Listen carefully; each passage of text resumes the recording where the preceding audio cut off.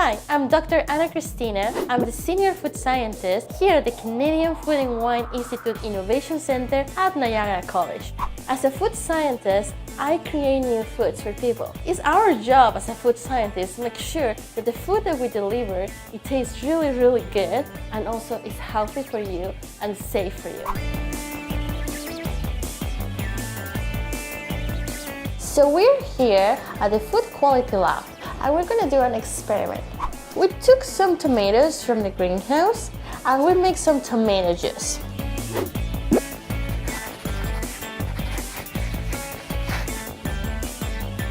So we're going to use our pH meter here to measure how acidic is a tomato.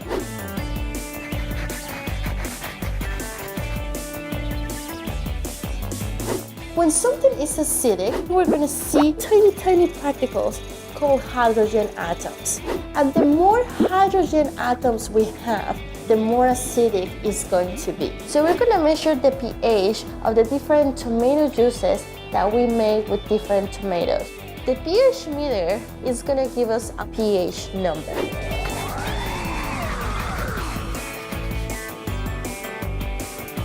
So I'm going to stir a little bit so I get a better reading. Voila, we got a number. So if we have a pH 3.2 here for the first tomato juice, that means that it's very acidic.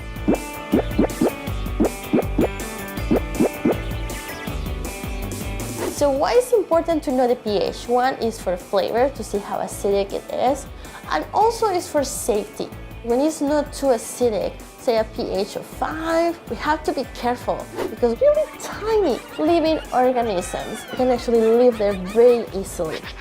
And we don't want those living organisms to be living there because that can make us sick.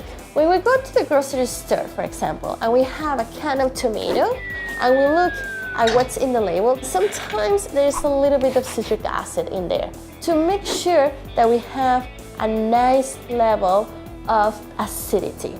Why? When it's very acidic, those living organisms, they don't like it and they don't live there. We want to make sure it tastes good, but also that it's safe for us to eat.